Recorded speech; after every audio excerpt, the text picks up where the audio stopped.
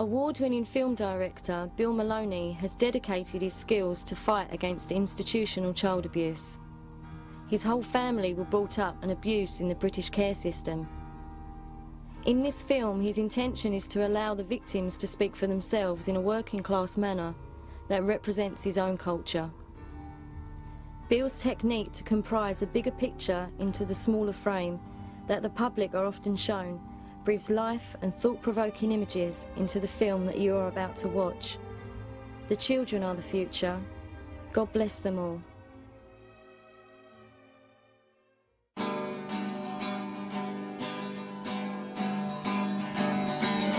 Take a listen, baby, tell me what you hear. You hear a lot of people saying something but you don't know where they've been. And it ain't worth asking. Only know, baby, you're too young. Too young. Too young. Too young to sing the blues, too young. Too young. Too young. Too young to sing the blues.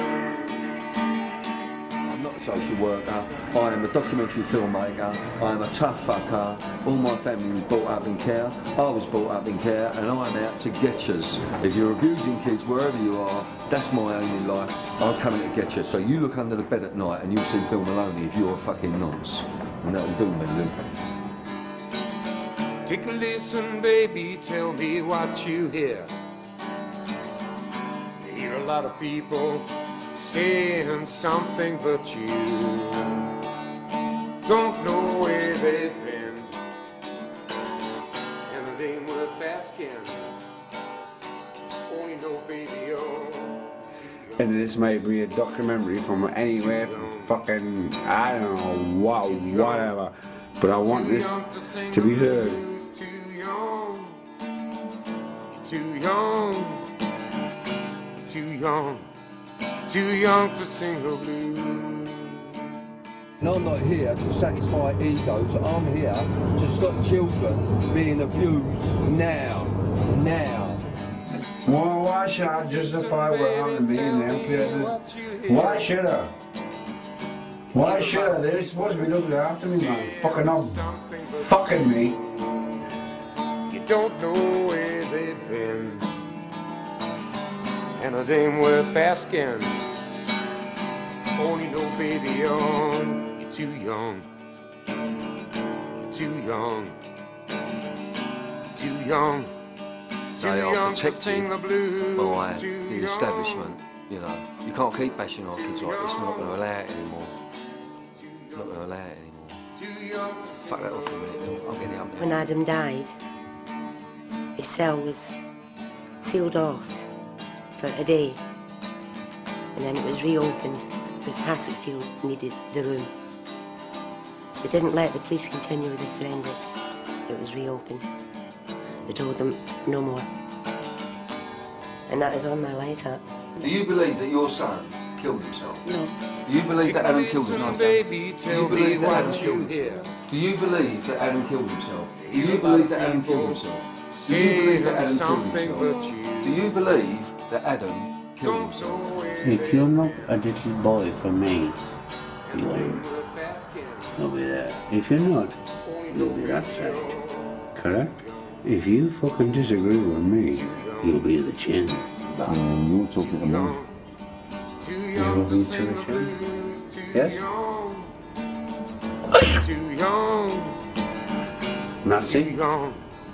Too young to sing The order. From £178,000 to £200,000 to keep a child in a secure training unit or in a local health authority secure unit. So these kids have become big profit. And then they go into these places, get abused, and then when they come out, then the fucking solicitors get hold of them and they start making money out of them. You know, the crown, because you know the Queen Elizabeth will be off the crown soon. And remember what Charles did, remember what Charles did with the butler and the toothpick. Hello, Hong Kong's full of us. Hello. Too young. young to sing the blues. Salute. Salute. When we leave here, you're on your own. You still do it. You're on your own when we leave here. Yeah. That's what fucking does me. Yeah.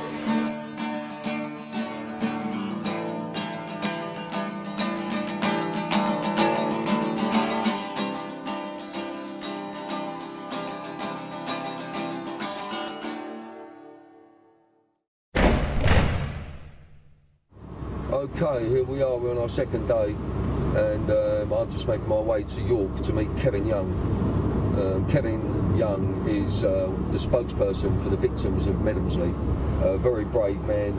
I haven't met Kevin physically, but I've spoken to him quite a lot on the phone, and I am looking forward to meeting Kevin strongly, because this man is a hero as far as I'm concerned. He's a fast talker. He reminds me of a London boy, actually. He's a fast talker. He hits the nail on the head, and he has no fear of the establishment. And all these cases that I seem to be investigating, whether it's Jersey, Haute de la Garenne, or Medomsley, or anywhere else, I keep seeing all the time the crown, the crown, the crown, the crown. Yet the Crown takes no responsibility. Right, here he is. Right, we're just going to film the first meeting of Bill Maloney meeting Kevin Young. So here's the man, Kevin Young. Good to meet you. Hello, Kevin. Good to hug, mate. Lovely, lovely brother. Right, so that's it. This is Kevin Young, and it's good to meet you. And it's good to meet him as well. And listen, we're coming to fucking get you. I am a victim of abuse while serving a short sentence at a young boys' institute known as Medomsley in County Durham. A place I will never, ever forget. 65-year-old Reverend Neville Husband from Shotley Bridge in County Durham denied charges of indecent assault and a serious sexual attack on 6 boys aged between 17 and 19. The abuse took place over a 10-year period in the 1970s and 80s at Medomsley Detention Centre near Concert, which is now closed. The jury have found him guilty of 11 of the charges against 5 of the boys. He's been sentenced to a total of 8 years in prison. So I'm here with Kevin Young. Kevin was an abuse victim at the Medomsley Young Offenders Institute. And in Kevin's quest, as the other 22 guys who were involved in this, he wants to expose, as they all do, the horrors that are going on within our childcare system now and before. If you want to use the term historical abuse, which I don't really like, you know, because yesterday was history. So Kevin's going to tell us his story, and it is very harrowing. I was brought up in care in children's homes till the age of 16, 17. At 17-year-old, I received a stolen watch and was sentenced to 3 months detention centre for that.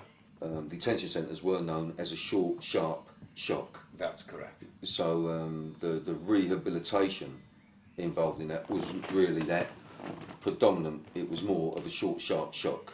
It was. I mean, I think the idea at the time was to shock us, and shock us they certainly did. Like I say, I arrived, and within 2 or 3 days of being inducted into the place, I was chosen by one Neville Husband to go and work in the kitchens. That certainly pleased me in the sense that I understood it was very common knowledge that the kitchens was the place to be.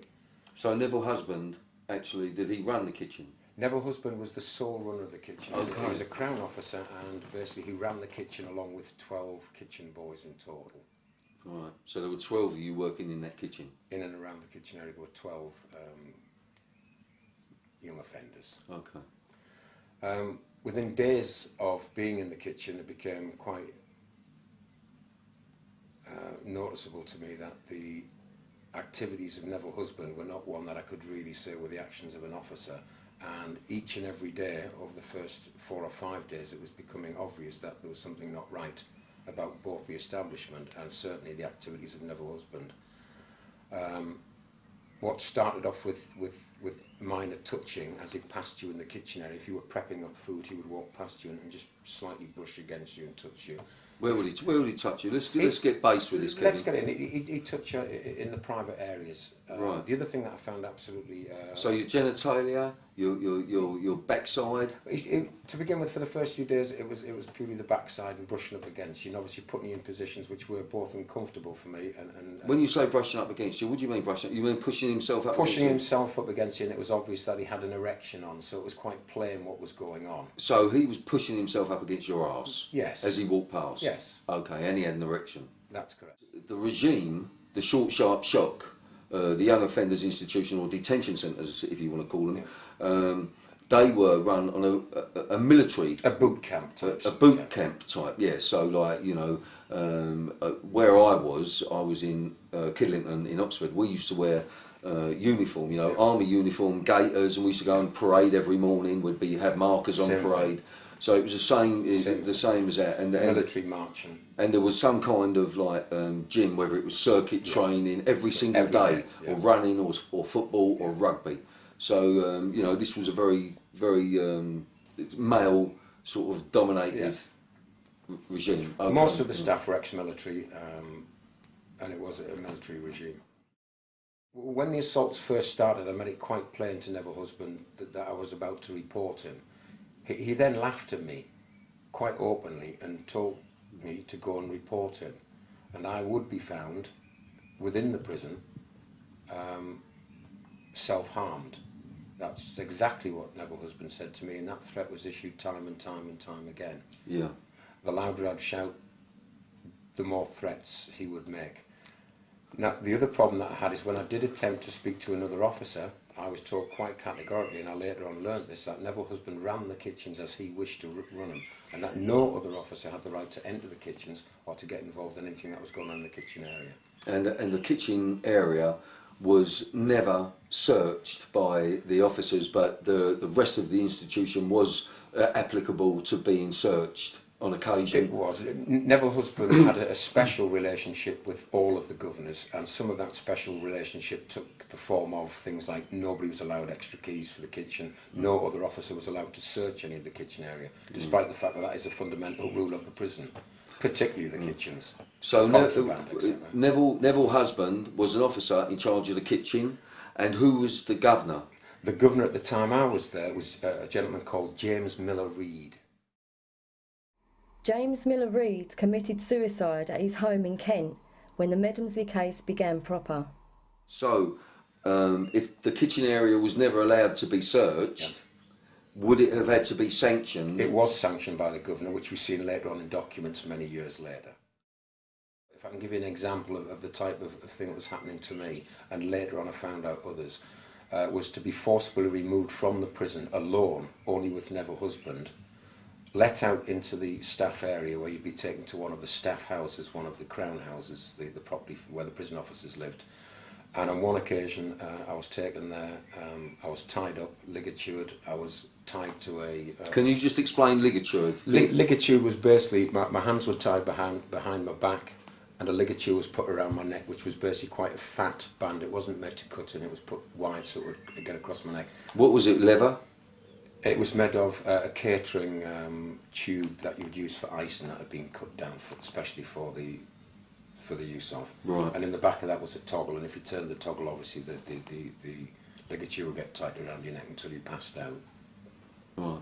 Which was basically part of the ritual was to make you go unconscious a few times. So you've got your hands tied behind your back, you've got a ligature around your neck.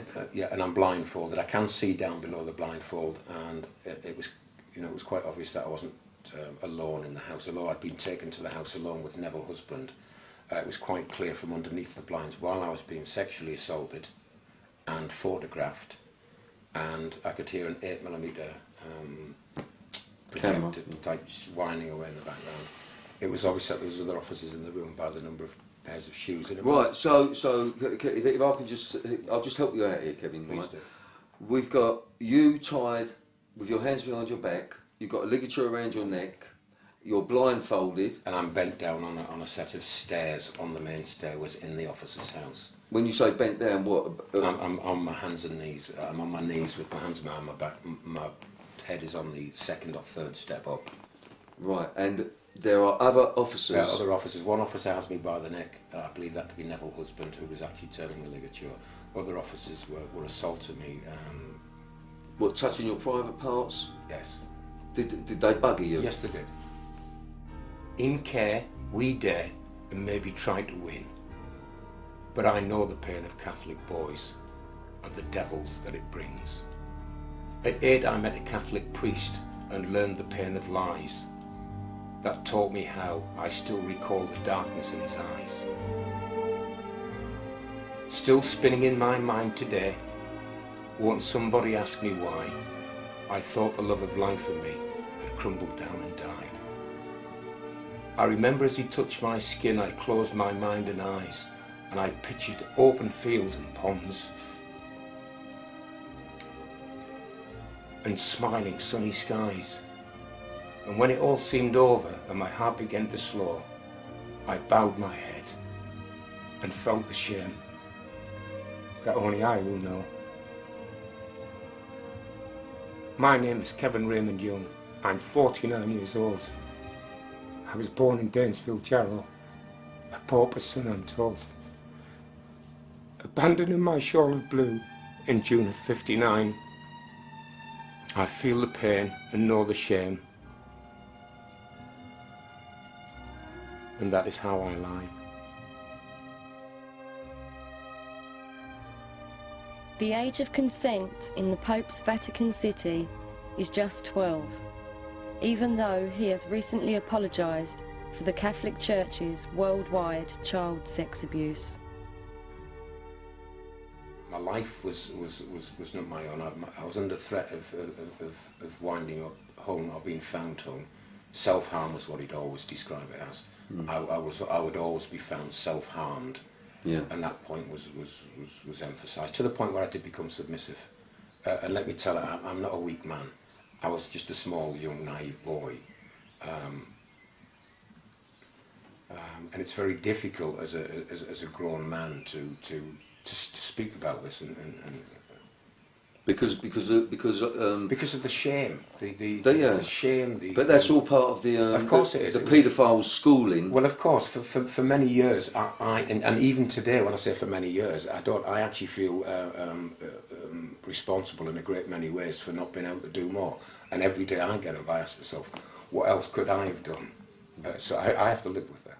Who else abused you? What other names do you know of people that abused you apart from Neville's husband? The only person who physically abused me who I could recognise and identify would be Neville's husband.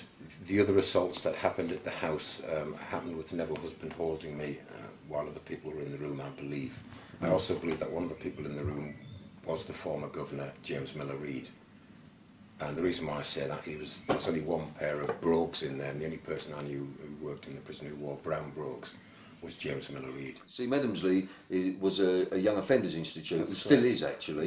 Yeah. It just goes under another name now, doesn't it? It's now known as Hassickfield. Hassickfield, right. So it's still there, still doing the same thing. It's still there and still doing the same thing. And interestingly enough, it wasn't many years ago that I had to pick up a daily paper, and it was a horror, it was a nightmare relived as I opened the page in the face of young Adam Rickwood. From what I understand and from what I read, he was the youngest boy prisoner in British penal history to be found apparently self-harmed and hung. Yeah.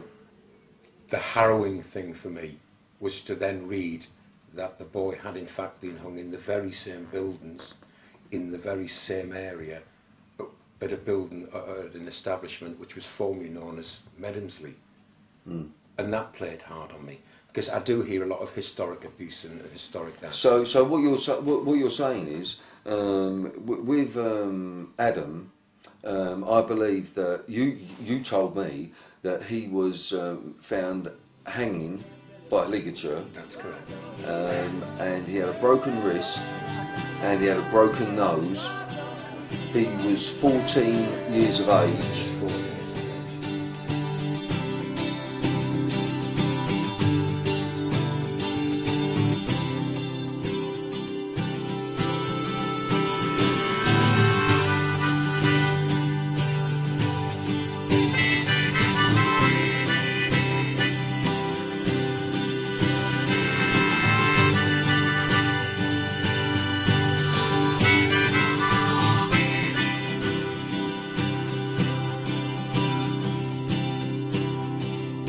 Tell me, where have you been?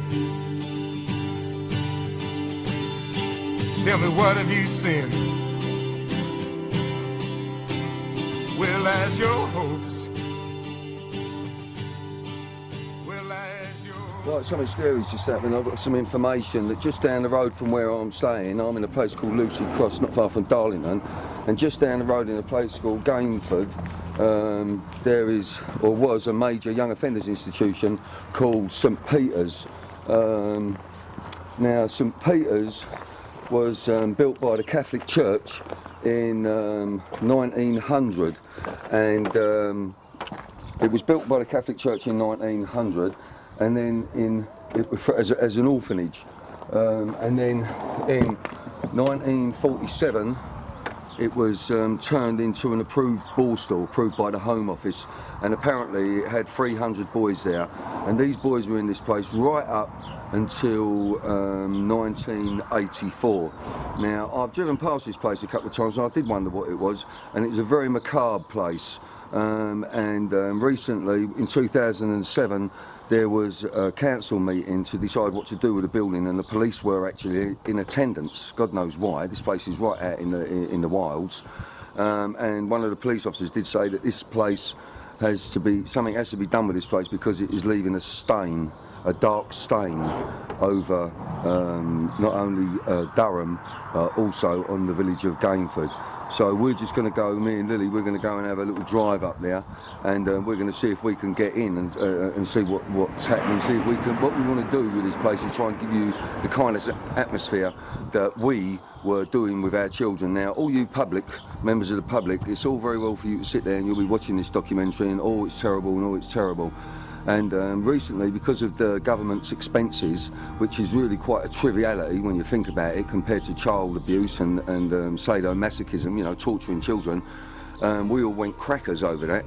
And now the majority of you will sit there and you, oh, it's this, but you won't do anything about it. But because the MPs will go and buy a new washing machine or a new TV, it seems like we want to hang them. So I'm going to take you to this place and I'm going to see if I can build up some kind of atmosphere for you to show you what it's like and see what we can find in there. So here we go.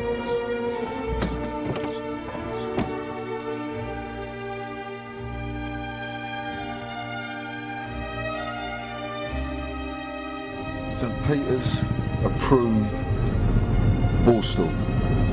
St Peter's approved school borstal. Approved by the Home Office. Another house of horror. We're talking about a very sadistic regime here. This is St Peter's borstal. It was opened in 1900 and it didn't close until 1984, and it had a capacity for 300 children, and there were 300 children here.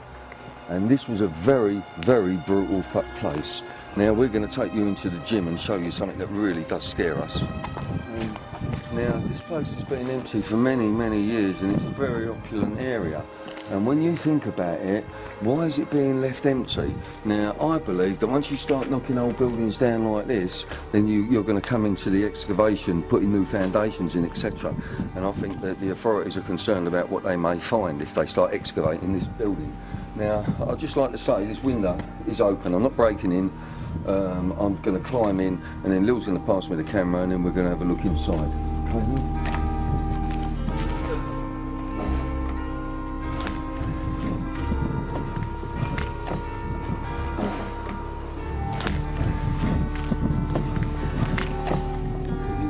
Torch, Lil.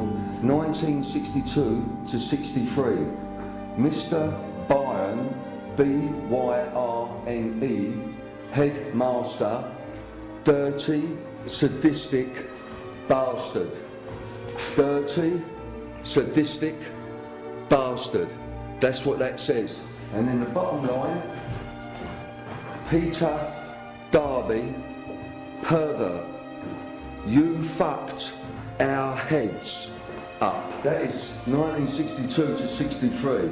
Sounds like a very, very scary year. On that wall there, we have, it says 40 years of being head fucked. And then we have on this wall again, vicious sadist. It says, Jack Stoked, you should be hung. Now, there was one local woman who would talk to us about this, but she's only lived here for 4 years. And she said to me, she said, Bill, she went, every Halloween people come here. I said, what kind of people? She said, I don't know. I don't know if they were victims, or I don't know if they were perpetrators or what. She said, but every Halloween people come here, to St Peter's, Borstal, ex-Young Offenders Institute.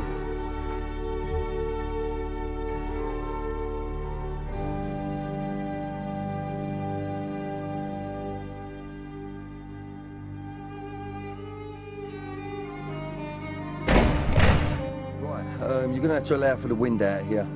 We are in the back garden, if you like. Now that part would be the front. That would be the front of the building. You would come in on the other side of that building. That is the main entrance. That would be reception. Then the kids would all come in here, and then they would be brought along to this building. This is the main building. This is the main building. Look at this. Look at this. Look at this. Would you really like your children or your child? 1984, would you really have liked your child to be brought to an establishment, to a house of fucking horror? You imagine a young child, a young kid coming in here, and what do they see here in 1984, in 1980, in 1970, 75, etc, etc. And so, let's do away with this term historical abuse, and I keep saying it. You're a bad man, Mr. Jack Straw. You're a bad man. We're coming to get you. One of the most powerful politicians in this country at the moment, his brother is on the sex offenders register. Because, boy, Jack, your brother is, as we say, a fucking nonce. In 2000, Jack Straw's brother, William, was placed on the sex offenders register for 5 years for sexually assaulting a 16-year-old girl. At the time, Jack Straw was overseeing the sex offenders register as Home Secretary. In 2009, as Justice Secretary, Jack Straw has made it illegal for any child currently in care to speak out, even if they feel they are being maltreated. So there you go. We just had a little mooch around the grounds of St Peter's in Gainford, not far from Darlington. And when I was talking to the people of the village, no one wanted to talk to us. There was one woman who wanted to talk to me, and I said, I'm not going to say her name, I can't say her name. And I said to her, I said, there's a lot of horrible things happening here, isn't there, darling? And she went, yes, Bill, yes, Bill. It's, you know, this place is like, it's got nothing to do with the middle and upper classes. This place is purely to lock up detained children, not to rehabilitate them, not to teach them how to lay a brick, not to teach them about electrics, not to teach them how to paint. Fuck all. Teaches them nothing. Because I was in these institutions, and all the people that I was in these institutions with, we came out and we didn't know anything. We didn't know anything. And, you know, this is a fucking Disneyland for the nonces. For all the dodgy prison staff, this was your Disneyland, wasn't it? And do you want to come, if you come around the other side. Now, I can't understand either. This building, as you approach it, from a place called Piercebridge, as you approach it, it just stands on its own. And what I said to you earlier, what they've done to these windows, they put boards over them, and then they've like done this like macabre sort of thing to make them look like windows, and they don't look like windows. And people say to me, oh no, that's to make them look like windows. That don't make them look like windows, that looks like a fucking house of horror, which is what it was. And like I would like to reiterate what the police officer said at the meeting. I'll go under here first.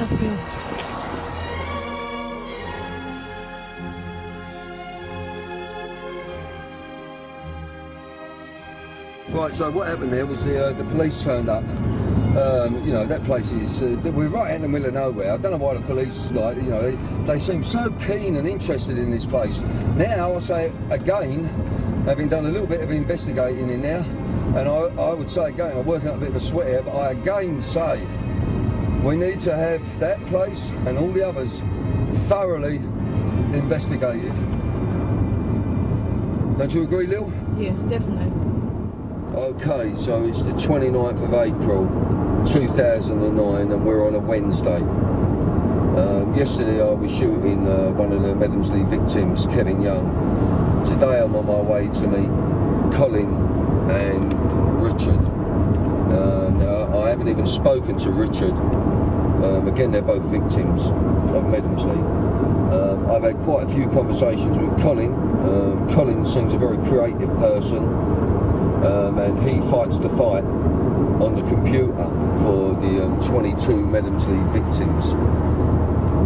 Richard, I don't know. I think Richard was one of the originals with Kevin Young, who said that he would give up his anonymity. Now these guys, they've had quite a bit of trouble giving up their anonymity because of family. You know, no one likes to wants their family to know that they've been fucked up the arse or tortured, sexually tortured, etc., etc. Right, we're at Colin's place, close to Newcastle, and I'm with Colin's friend, Richard, who is also a Medomsley victim, and Richard is going to tell us his story. Yeah, Richard. Hi, I'm Richie. I was in care for 3 weeks. I got out of the institutions when I was about 21. So from the age of 3 weeks, you went into care, yeah, and you was in and out of institutions until you were 21, or just in institutions? Not out. So not even in and out. You was in institutions, yeah, until 21. Okay, yeah. Rich. And in that time, during that time, I was placed in Medomsley Detention Centre for stealing a car at 16, and that's when I came across a brutal regime. So what you was joyriding, was you? I was in them days, yeah. I was just a young kid.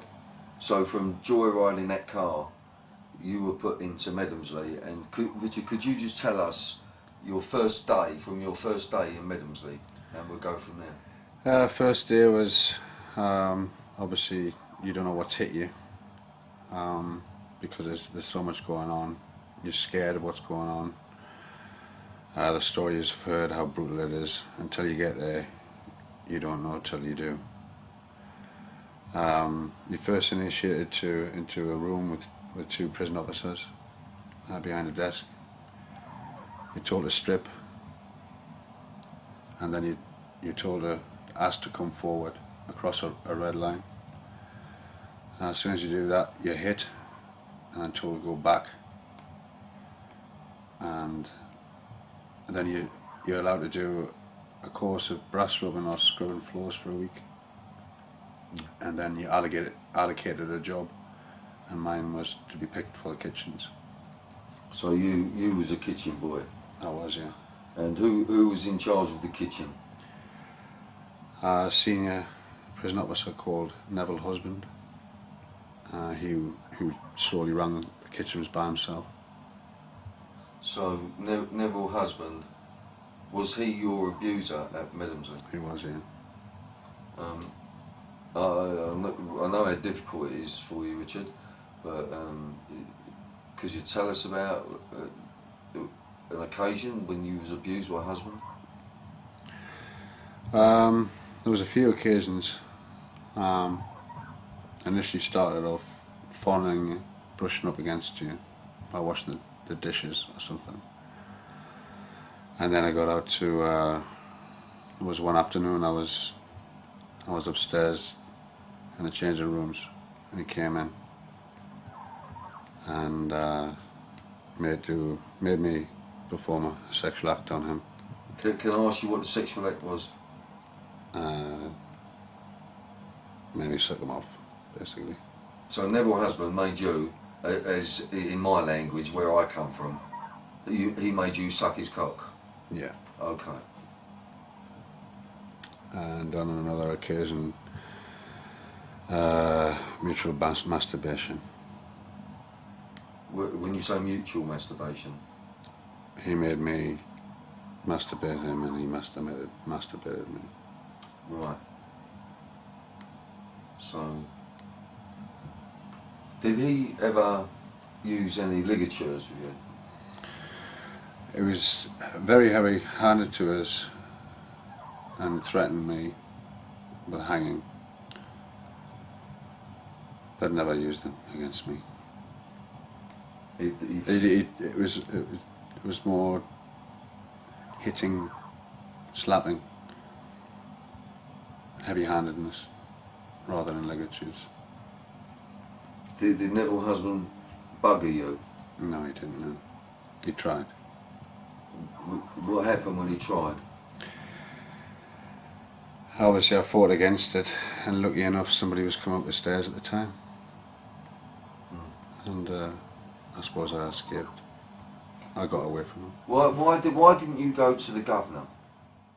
Tim Newell, the governor at Medomsley at the time Richard was there, was also aware of Neville Husband's previous assaults on other young boys prior to his employment at Medomsley Detention Centre. Petrified, really. The threats of being hung. When you say hung, was it threats of being hung to kill you? Oh yeah, to hang. Nobody will never hear me ever again. And did, you know, what some of the other victims have said to me is that he would put them in a similar situation, you know, like, but tell them that they would be found as suicide, as killing themselves. That he more or less insinuated that he would kill them, and it would be put down to suicide. Yeah. Is that what you were told? Yeah, and to be found, never to be found again. Yeah. When he said never to be found again, I suppose to hang. I mean, to be, I don't know, put in a plot. Well, one of the other Medomsley victims, a guy said to me that he was told that you could be disposed of at the end of the football pitch or the games field. Yeah. Have you heard that? Put in a plot, yeah. Put in a plot. Yeah. What was? And nobody would have a family. Yeah. You never had a family then? You never had a family life, Richard? No. So what was it? Children's homes? Yeah, it was initially children's homes and family group homes.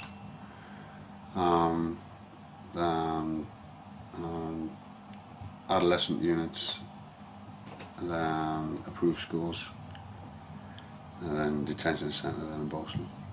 How do you think that kind of upbringing has affected your life?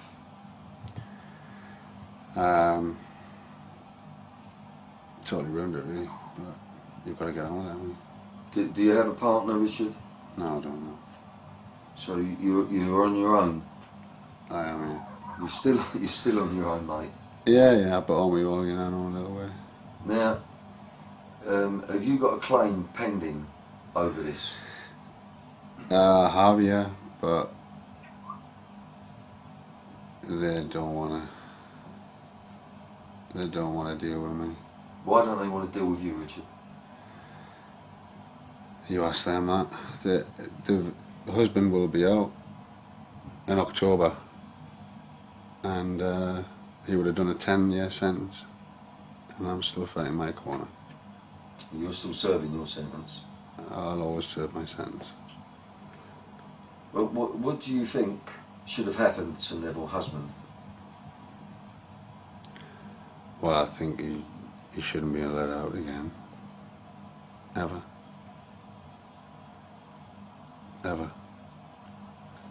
What would you, if you could change the system, what changes would you make in this system?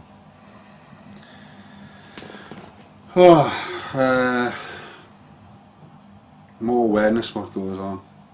And I don't know how to.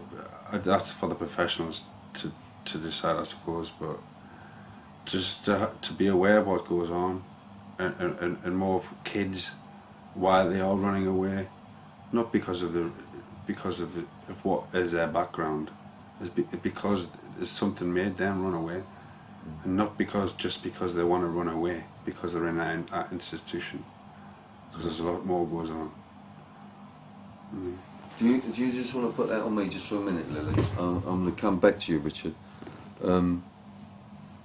There's a crazy fact that 100,000 children go missing in the UK each year, and in America 3,000 children are reported missing every single day. Now, men like Richard are a byproduct of the establishment's horrific care system. And I'm going to go back to Richard now. I just wanted to say that, Richard, because I get a little bit angry myself sometimes, you know what I mean? Mm-hmm.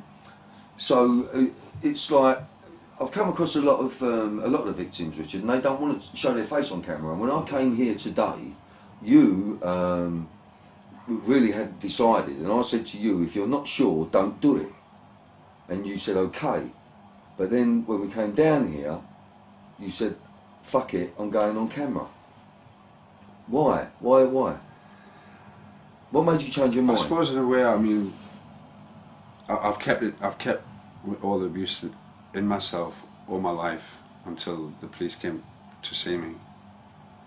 And I suppose that was a release of it all, really. I still am ashamed of what happened to me, but I'm not ashamed anymore, if you know what I mean. Not to show my face, because in the end it wasn't my fault. It wasn't me to blame, it was them. That's They right. did it to me. And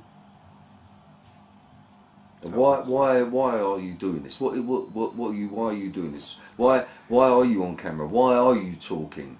because I'm not the only one it's happened to, and it's still happening to other people to this day, with paedophile rings who are up in high places, and they still getting away with it. And will continue to get away with it. Well, yeah. And you know, it's you know, Gordon Brown, this government, they promised £3 billion 10 years ago to get nearly 3 million children out of poverty in this country, and the kids haven't had their 3 billion, and we know that poverty breeds street crime, violence, dysfunctional families. Yeah. So for a paltry 3 billion, when you consider what we've just given to the bankers, and if that will, you know, that 3 billion will, for the future, stave off certain amount of crime, etc., etc., don't you think that should be given? Because it's another government bond there that is refusing to help the children. Well, I wouldn't put anything past any governments, to be quite honest. Well, how do you feel about the establishments now? I think they've always been the same, and they always will be the same. They'll be brutal, harsh, and they don't give a damn. Richard, if you could say one thing to the children that are in care at the moment, that are going through abuse in this country and around the rest of the world, what would you say to those children? I would just try to say to them, there is help, there is something there, there is somebody there. Just try and tell somebody, at least try and tell somebody. Even the abuser knows that they will be found out one day, but don't let it be too late.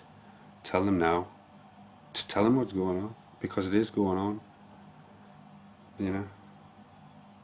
Well, Richard, I wish I could find the words, you know, but well, I think you have, mate. I think you have found the words, Richard. And I don't think there's really the necessity. You know, when I first started making this documentary, I thought, I'm going to get these guys to give me every single nitty-gritty detail. But I don't think there's need to, because Richard, just your face tells us that it is and was horrific and must be stopped, if that makes a sense, my friend, and I don't mean you any insult in that at all, okay? Because I look on you as a brother, Richard. Yeah? Yeah, you're welcome, thank you. So let's Thank have you this for on saying camera, and I'll tell you what, I love these people, and it makes me fucking angry. That's out. Good, Richard, well done. Thanks, man. Well done, mate. Whew.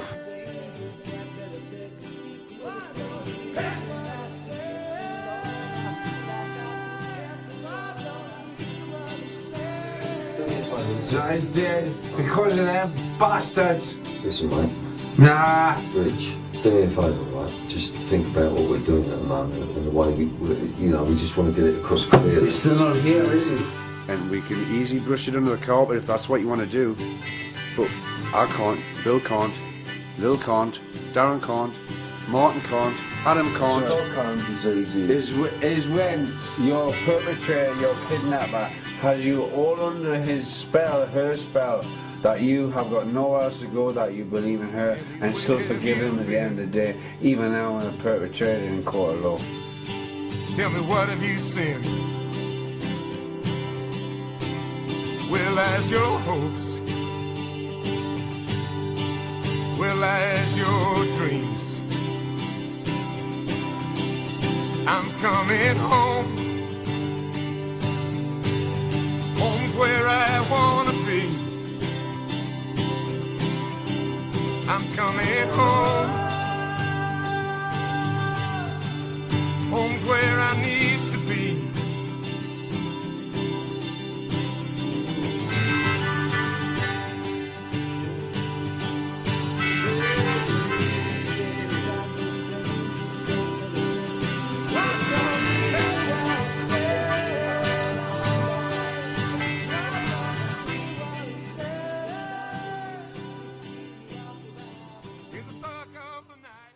Right, so we're still at Colin's house, and we've just finished interviewing Richard, which was really quite a harrowing experience for all concerned, I think, but you know, very brave man.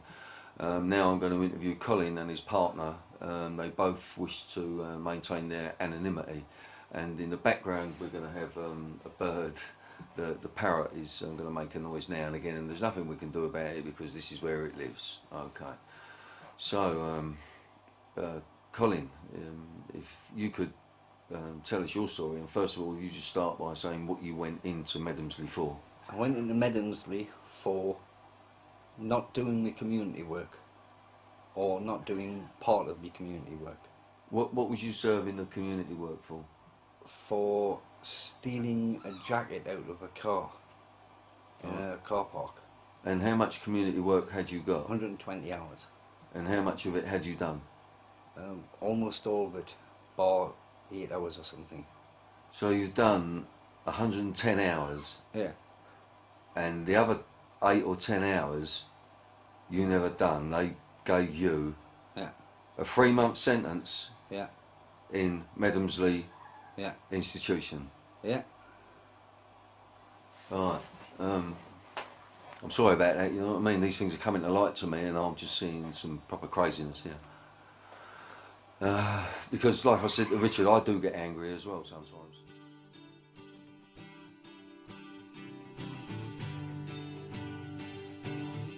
This is where the children are being incarcerated. Now, this place has children in it from the age of 14 or possibly even younger, I believe. This is where Adam Rickwood was found hung with a broken nose and a broken wrist. And there's someone coming out there now, and we can just get a shot. There's a couple of officers. Right, so here we go. This is it. This is where we send our children. Do you want to check that fence? We got that fence. This is where we send our children. If you notice, the roof is all metallic, so they can't get out of the roof. There's no escape from this place. And this is where Adam Rickwood was found hung with a broken nose and a broken wrist. And that is absolutely fucking outrageous to me. I cannot believe the way we are treating our children in this country. Now, Hassexfield, as it's called, is owned by Serco. Okay, we all know about Serco. Each child that is in that institution earns Serco £175,000 per year, each child. And I believe that at the moment there are 53 boys in there, young boys. I think that's from the age of 14 up until 18. And they also have places for 16 girls in there. And they also have places for 3 women who have children in there, though I believe that that has never been put to use yet. But the girls are in there, and the young boys are in there. Adam Rickwood, who was found again, as I say, hanging with a broken nose and a broken wrist. And these terrible injuries were put down to restraining techniques used by the guards.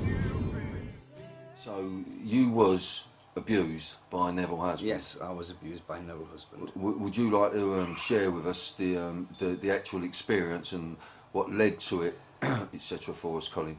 The first time was I was upstairs and Neville Husband came in. Upstairs was a shower for just the kitchen lads, so they could get showered when they'd done gym, to go back into the kitchen again because it would be all sweaty after doing gym. So I was upstairs and Neville Husband came in and he started talking to us, not like I'd expect an officer to talk to you. He was treating us like a friend, like somebody he knew, somebody he liked, somebody. He offered us cigarettes, which at that point I didn't take because I thought there was a trap here. There's a trap. Something's. I mean, I'd been in places. Something wasn't right. Something wasn't right. He was treating it like I said. He had this strange aura about him that was. It's just powerful. Powerful. So what happened? What happened, Colin?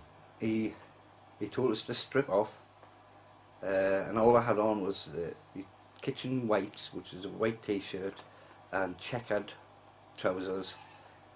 He wouldn't let you wear underwear. So Neville Husband wouldn't let the kitchen boys wear any underwear? No. Right. And the garments we were wearing were just thin kitchen, to stop you sweating in the kitchen, so they were very thin. A bit like a wet t-shirt. No, that's what happened actually. Yeah, you know, like the wet t-shirt competitions. Yeah. So yeah, I gotcha. Well, I was upstairs and he told us to strip off, which I did, and he told us to leave my t-shirt on, and told us to get into the shower and get a shower with a t-shirt on. And so it really was a wet t-shirt. That was exactly what it was.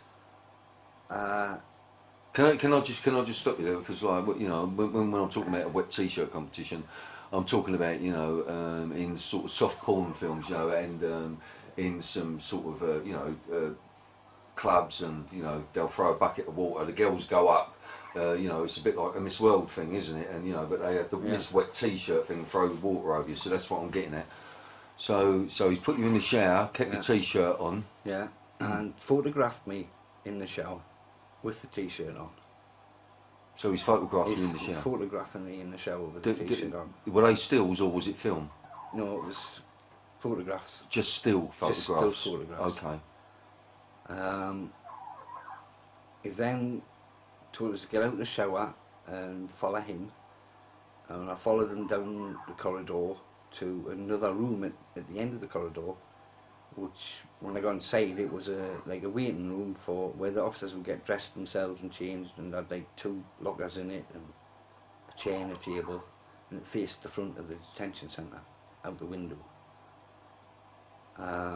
In there he forced us to bend over the chair and pose in various different poses, and While he was taking pictures? while he was taking pictures, yeah, all the time he was taking pictures. You got to take off the t-shirt and then continue to take more pictures. He started to touch us and told me to touch him. Then he started masturbating me and told me to masturbate him. But you were not in a safe environment, was you? Well, I was locked in a place and there was no escape, and I knew that telling any other prison officer was worse than hopeless. Had you ever had your life threatened? By your husband, yes. By a Neville husband? That happened the first day in the kitchen. In what way did he threaten your life? He threatened, he says, a lot of it was innuendo. He said, a child could go missing and be buried in the sports field, and would just say he's escaped, and that would be the end of it. Nobody would ever hear from you again. So he's insinuating that you could be murdered and buried in the sports field, Yes. really. Let's get that's to what it, he said. you know what I mean? Let's not sanitise it like those people do. But that's what he said. He didn't. Well, that was the directly insinuation. threaten. So Yes, he threatened more or less. He was saying, if you open your mouth... He also told he's licensed to kill. He's licensed He was to kill. licensed to kill in the military. Whatever that means. Well, at the time it meant James Bond to me. James Bond, yeah. That's what it meant to me. He threatened us. He physically held me arm up my back. So you feared the man? I feared him the instant I saw him. Did everyone fear Neville husband? Yeah, including the other prison officers. Including the prison officers? Yeah. Yeah. Especially. Why? Was it the man's violence? Was it his connections? Yeah, it was both. It was both. He was protected. He was protected by the governors and the senior management. Why did the governors protect him? I think because there were... I know husband was a Mason. I know... A Freemason? Yeah, Freemason. Neville husband was a Freemason? Yes. Right. I can tell you what... It doesn't matter. Where it was. Anyway, he was a Freemason. At the time, he had a friend who was the storeman called Leslie Johnson. I didn't know anything about Leslie Johnson. Leslie Johnson, I never met the guy. Was Leslie Johnson a Freemason? Yes, he was. So he was Neville husband's partner, you're saying? Yes, yes, he was, definitely. I'm not saying that, I'm definitely saying that. Okay. I know that. Right, okay, so you're saying there's a Freemason connection there? Yeah, definitely. Well, yes. that's it's very similar to the island of Jersey and what happened at Haute de la Garenne and the state's involvement and cover-up. You know, there are Freemasons involved in that as well, and I've been finding that a lot in my investigations. Yeah. If you could change something about the way the system is run, what would you change? What is it that we can do? That these people that you know, are supposed to be listening to people like you, I want you to tell them what you want them to do. I would want them to do the homework properly on people who they employ. Do it properly. Give them trainings, proper training where they're supervised and watched all the time to see how they behave. To look for character traits, look for anything within these people who are doing this to kids, because they've ruined millions, I would say, millions over the decades of working class poor kids. They've been fed into the grinder, munched up and spat out the other side as state dependents on drugs, alcohol, or in prison. Well, I'll tell you what else I've been finding, Kevin, that a lot of these people, you know, prison officers and, you know, working in young offenders institutes, a lot of them are ex-military or ex-police officers, and it does seem to be predominant, you know, and they don't like to disclose their own, we know that, and this is what we're doing this for. We're hoping that that is what this will do. Chief